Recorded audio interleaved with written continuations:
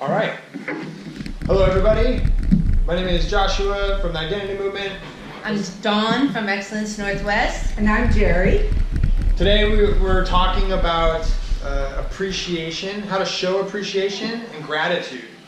We were just having this wonderful discussion.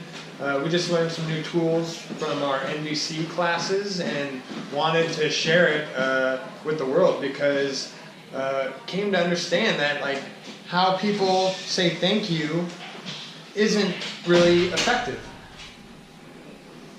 So it's broken down into a few steps. So first you want to say the specific observation, and then the needs it met within yourself, and the feelings that were met.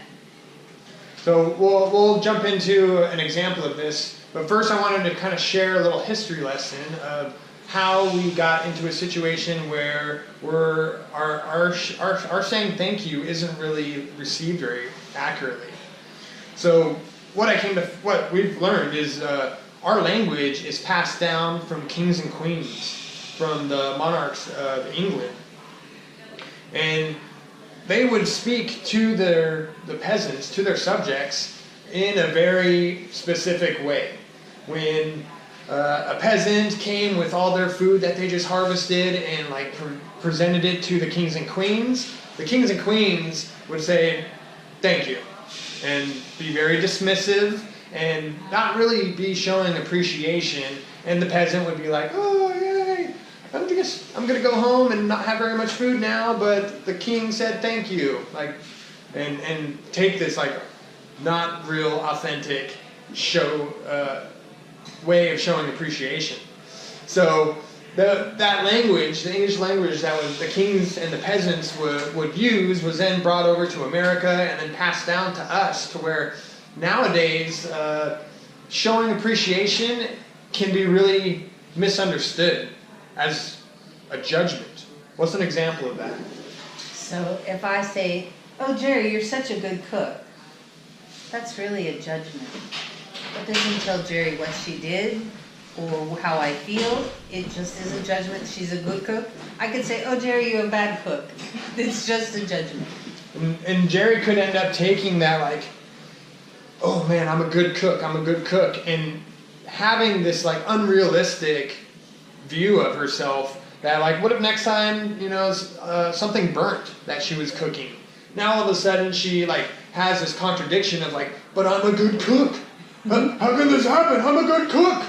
And so it's not realistic to be taking this story and building it in her head. So we're going to go through this great tool that we learned through NVC of how to show appreciation to one another and avoid the judgments and the stories that we create in our heads.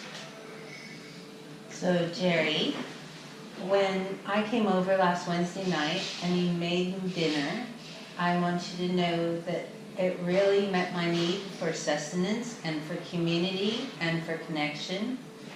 And I felt very grateful, and my belly was nice and warm and full. Thank you very much. So to break that down, Dawn then honed in on a specific observation that took place, the dinner that was cooked. She then followed up with what need of hers was being met. This is all what's going on inside of Dawn. So she shared the need that was met, and then the feelings that arise from that need being met. Again, all just what's going on inside of Dawn. Nowhere in there is any ability for Jerry to then make these misconceived stories up in her head. She just got to really connect to what was going on with Dawn, and then get that sent over to her, and she got to then accept that compliment. Because what that also accomplishes is a lot of people tend to deflect compliments. They're like, "Oh, it was nothing, thank you, no problem." And instead, the way that this is formulated, you present what is going on with me, and then Jerry has a much cleaner opportunity to acknowledge what's coming at her and sit with it, thus building connection in between the two people.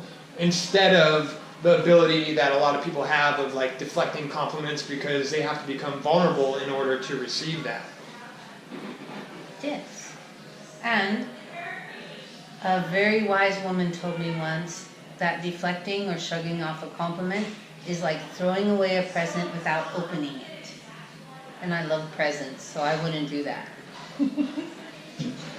So we found this fascinating and wanted to share it with everybody out on the internet. Just figuring out a way for us to show each other real appreciation using honesty and empathy by stating the observation, the need of yours that was met, and how that made you feel. Test it out and leave your results in the comments. How did this work for you? Thanks. Have a great day. You too. Have a great day.